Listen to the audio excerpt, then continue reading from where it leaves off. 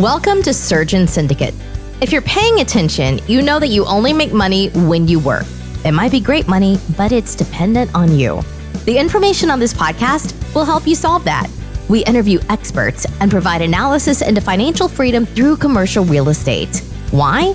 To help physicians like you thrive. Let's dive in. Welcome to Surgeon Syndicate. This is your host, Dr. Michael McManus.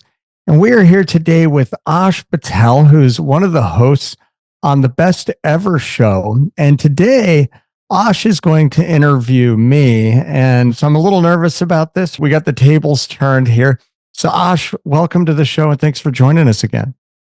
Mike, what a pleasure to be here, man. Thanks for this opportunity to put your story out there. Oh, you're welcome. You're welcome. I'm much more nervous starting this than I usually am recording. So good. All right, let's get into it, man. So tell us your story. Let's go back to your 20s, man. Like you went to college and you became a urologist eventually, but you took the long way to get there. What was your plan in your early 20s? Well, when I left high school, the plan was to become an engineer. And I started at the Carter School of Mines, which was an engineering school. And it just really wasn't a good fit. So I guess I moved around a bit. I switched schools a couple times, changed majors, looked at some things like thought about being a teacher, and none of it really seemed to fit. And I took a good amount of time off. I didn't graduate from college till I was 25, but when I took time off, I started teaching skiing. And that was kind of my first career and had a lot of fun doing that. So there's a theme with you, and it's geared towards things that you're passionate about, where you could have gone the route that 99% of other college kids went through and just became the engineer. And even if it's a job you didn't like, you kind of stay put, but you've always done what you've wanted to do and what appeals to you. So I'm sure you loved being a ski instructor and being able to ski all the time. I did. I think the other part of that is I like new challenges, and it reached a point, and I guess maybe this is a theme too, that I was like that I had accomplished most of what I was going to accomplish, and the challenge wasn't there, and then it kind of became a grind. And, and at that point, and if you're going to do a job that's a grind, you should do a job that pays better than being a ski instructor. So it was really at that point, I'd been through, I was fully certified. I was leading instructor certification clinics. I'd been a ski school director of a small ski school. And then I had spent some time in Aspen, which was pretty cool. But it was at that point that I decided to do something else. And that's when I decided to go to medical school at age 28. So I'd been out of school for a few years. It was definitely a big challenge. I remember when I decided to do it, I needed to take the MCAT, and I'm looking at this stuff that I haven't seen in years. And it was really a dive back into the books to get through that part and get into school. I guess, I don't know, I feel a little bit lucky that out of all the tough candidates that, they took the guy who kind of wandered all over the place and was definitely not your traditional student. Med school's not easy for people to get into right out of college. Was there additional challenges with you taking a couple of years off and then going back? The bigger challenge for me was just the relearning, the challenge of getting in. I think part of what helped me get in is that I was different. And maybe it was that uniqueness of not being with a bunch of other 22-year-olds who were straight through high school, straight through college, and never done anything else. So I think that might have been why they decided to let me in. I was definitely not a 4.0 student in college either, because I was kind of doing other stuff. So I had a conversation with the dean before graduation. And she said when they build a class, they like to build a class that they look for a diversity of backgrounds and experience. And so that when you go through the process, everybody learns more if everybody's not exactly the same. And so I think I was there. Maybe I got the anomaly ticket for being different at that point. So somebody in the admissions office said, "Hey, look at this candidate. Let's see what happens if we admit him." So that's why they were probably taking, they had a a bet on like, will this guy make it? Everybody's, They did an over. how long will he last? Nice. Now, did med school come easy to you, or did you really have to grind? Oh man, it was so hard. Especially the first year was so hard because having been out of school and a lot of it, even the nomenclature, the vocabulary was hard. I remember like my roommate would be done with his homework and I'd be like, oh my goodness, I had to look up like every fifth word to have any idea what I was reading. So the first semester was super, super hard. But I kind of got into the swing of it by the second semester and that, so the second half of the first year. And then it got easier. It was interesting. So this was different from when I was in college, is all of our lectures were recorded. And I was never a good student sitting in class because I don't know, I'd fall asleep. It just locked me in a room with a bunch of other people. And it just was not my ideal learning environment. So I would take the recordings, and this was, while electronic stuff was just getting started. So it was like 1998. And you could record them onto a tape. They had these high-speed dubbing machines where you could record them onto a tape. And then I put them on a dictaphone where I could speed them up. And I would try and listen to every lecture like at least 3 times, if not 5 times, just while I was doing stuff, while I was driving most of the time. And that's how I did most of my learning. The rest of the first year and the second year was listening to the lectures over and over again. I've never heard anyone say med school's easy, so I get that. Now, you became a very successful urologist. How many years did you do that for? So I graduated from med school in 2002. Residency was 6 years. So I guess it was 2008 when I finished residency and entered the urology workforce. So 2008 to 24. All right. So a little over 15 years. Yep. And you were at the top of your profession. What made you want to go into real estate and hang up your urology hat? I think, again, some of the challenge was gone. It was an interesting transition because, real estate was something that was funny. My wife, we were moving, I don't know, like a few years ago, and she found these books. She's like, you've had these books since we met you that were about real estate. And so I did my first, in med school, I bought a townhouse and finished the basement. And then got 2 roommates and they basically paid the mortgage and I didn't pay rent. So that was kind of my first deal. And then I don't know if it was, like the live-in flip homes. We bought along the way a couple junkers and remodeled them and sold them. So it was something I always thought was pretty cool. And I remember reading Rich Dad Poor Dad back, I think it was during medical school, and was like, wait, okay, here's this different pathway. But then we put it aside for a while because the last time we had tenants in about 2010 and did a really bad job of screening. The guy moved in, he paid like 1 month's rent. And then the second month he was late and paid a part. And that was the last he paid. We had to take him to court to evict him. He was like a professional squatter.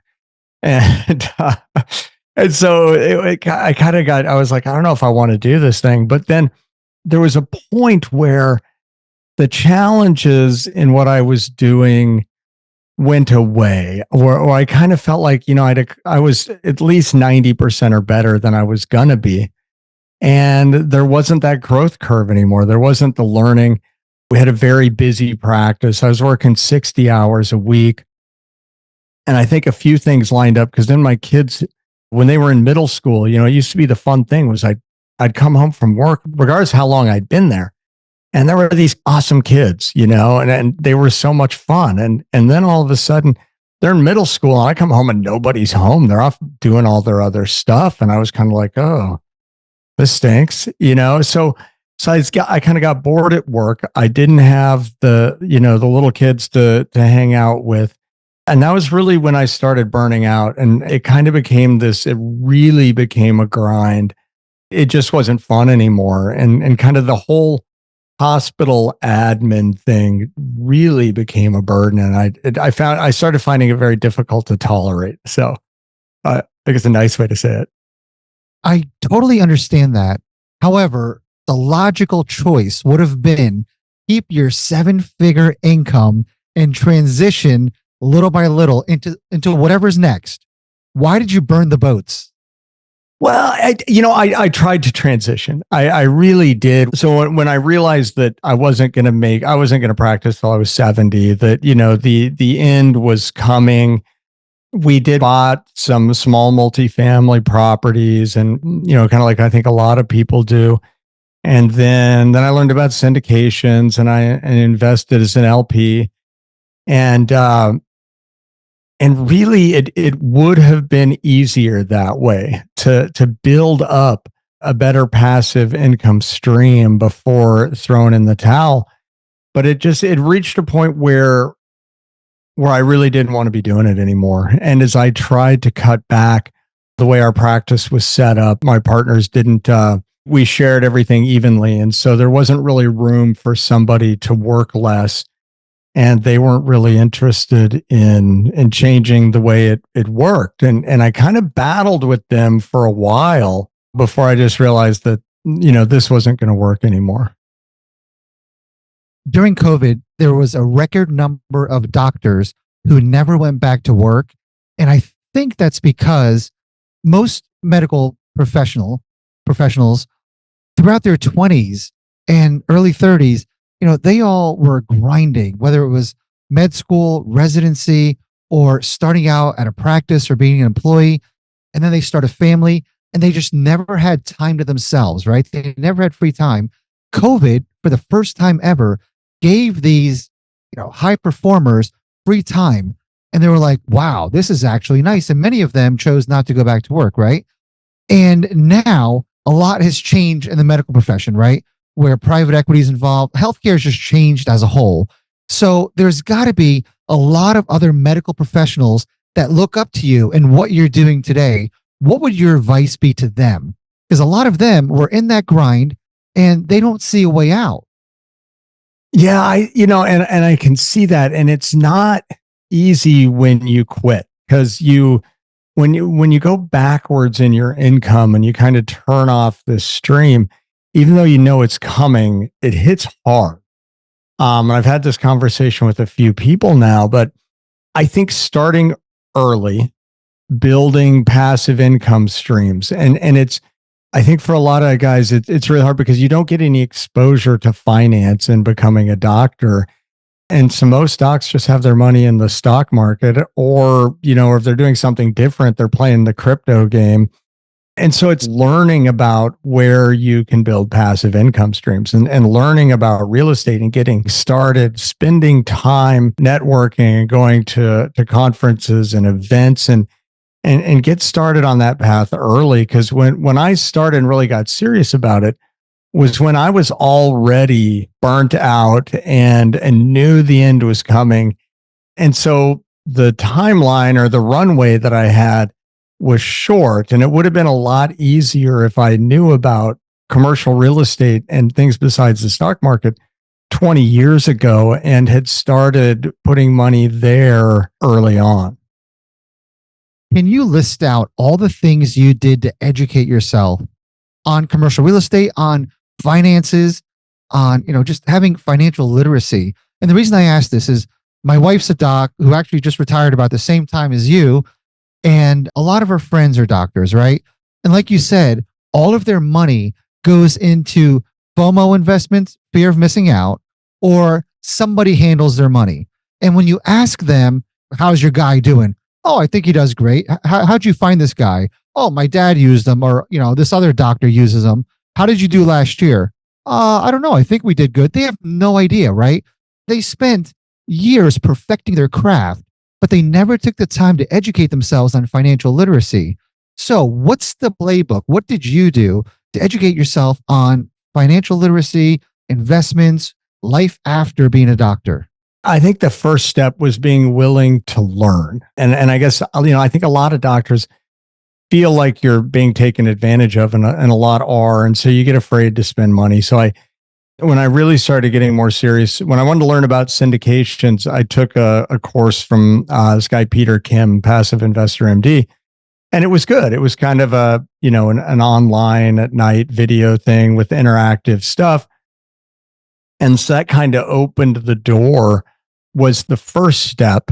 Then I kind of knew like I could learn for forever, but you got to start sometime and make some investments and watch what they do. So after that, I did some passive investing as an LP. I think I started using platforms like CrowdStreet because I didn't know anybody then. And I was basically looking for ones with the lowest minimum investment so that I could get in a few and spread my money out.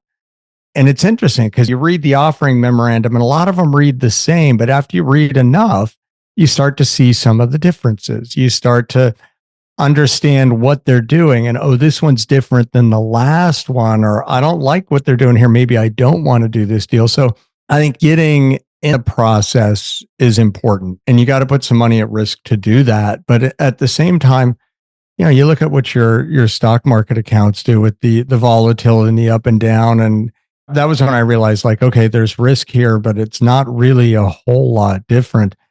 I was always big on looking for sponsors who I felt like our interests were aligned, or situations that like, okay, I have to do well for them to do well, which was different than my stockbroker.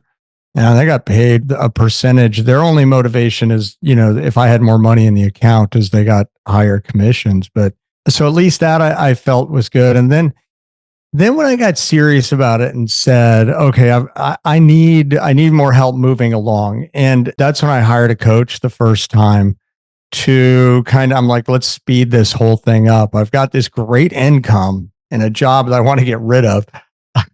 Let's use that to speed up the processor. And I think it was then that introduced me to some of the other things like the Best Ever Show, and started listening to your podcast, which actually had an impact, because when I started listening to that, I was all, like a lot of people, about multifamily. And I'm like, what's this guy Osh talking about? What's this other stuff? And I was like, this sounds like a lot more fun. But I think the big thing was actually Joe Fairless's book, his apartment syndication book, because, and again, I did that like medical school. I got it on Audible. And I just listened to it over and over and over again. Must have been at least 5 times, probably more, because at first it's a whole new language, and and you're like, what is this and that, and so I just listened, and I got frustrated with that. Like, I don't understand this stuff. I said, wait, let's just do this as sheer volume.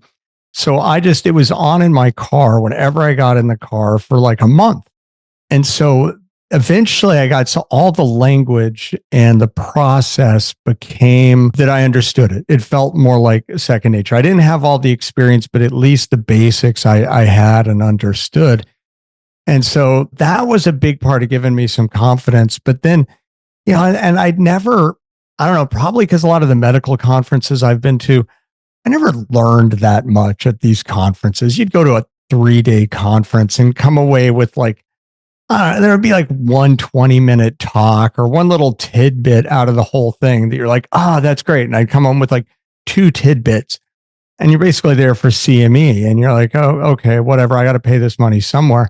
So I wasn't a big fan of conferences. But then when I went to my first real estate conferences, the conference itself was good, but the people I met and the talking to people really started to change the game of learning and knowing. And it really is, it's a team sport. And so the more people I knew, the more confidence I gained that there was a path to success, and that I wouldn't, if you're doing it by yourself, it's really easy to go out and make some big dumb mistake and lose a pile of money right out of the gate. But if you're working with a group, and if everybody in the group kind of pools their brain and you get around some experienced people, it makes it harder to do dumb stuff. How long were you learning in a silo before you started building your network? A couple of years.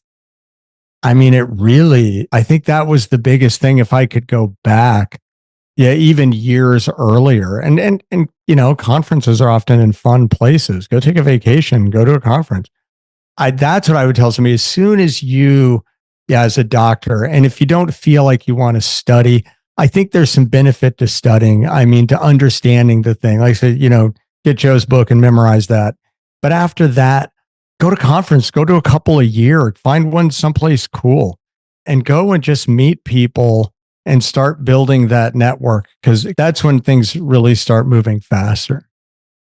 So, in kind of building the roadmap for other medical professionals, having that network really accelerates your chances of success in your learning curve, right? Decreases the learning curve. Absolutely. Absolutely. Because then when you have people too, it's one thing to try and find an answer to something online, but when you have somebody you can call who's been doing it and get that insight from the years of experience, that's a huge thing. The coach that you hired, and I've used the same coach, great guy. Was he instrumental in your learning curve? Is he the one that encouraged you to go to conferences and build your network? Yes, he was. He was kind of like, you can't do this yourself. You got to go to the conferences. What was your mindset when you paid a lot of money for these masterminds and coaches versus a lot of other people have the mindset where, oh, you could just learn by reading and watching YouTube? What made you write the checks, those big checks for learning? I think it was the pressure of knowing that after you go through burnout and you feel that it's like you're being stalked by the professional grim reaper. And it's like, I've got to move faster. I can't stay at the same pace. I have to do something more and faster. And when I stopped and said, okay, this is how much money I make, and I need to learn something new to support myself, I should spend it to educate myself. And so that was really that decision that it's okay to spend money on those things, that it's actually beneficial. I don't know, but it's so much different than anything in medicine. Like, doctor conferences aren't that expensive. There aren't masterminds, where you spend, $10,000-$20,000 to join a group. It's kind of unheard of.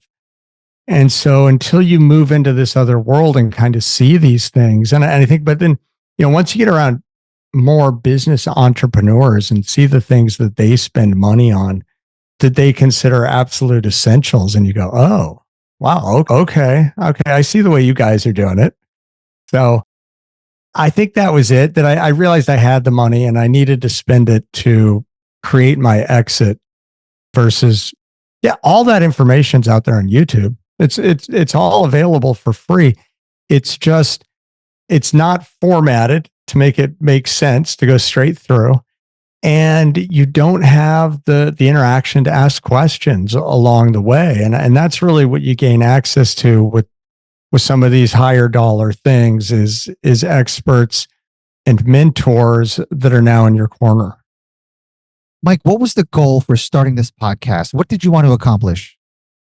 It was twofold, I guess. The biggest one was to steal the time of experts that I get to sit down and talk to people and pick their brain and learn from them. And they have a reason to, and the podcast and the exposure is their reason to give me that hour of their life. So there was a trade-off. So that was the biggest part. The second part was also, to start building my own brand and putting my name out there so people knew who I was as I, was moving into wanting to be an active real estate investor and start building my own deals. The third, to inspire other medical professionals. And that was actually one of the hurdles of getting the show going, because you start to realize if you're putting something out there for people and you're not serving them and giving them value, and then they're not going to listen. And people smell BS. They know if your motivations aren't about them. And so that was really actually, I hired a coach for the podcast and produced the podcast. And we did a bunch of work on who's your avatar and what are you trying to do for them? And so that everything about that is to help that person. And so really it was a couple doctors I knew who had wanted to invest in real estate, but could never pull the trigger.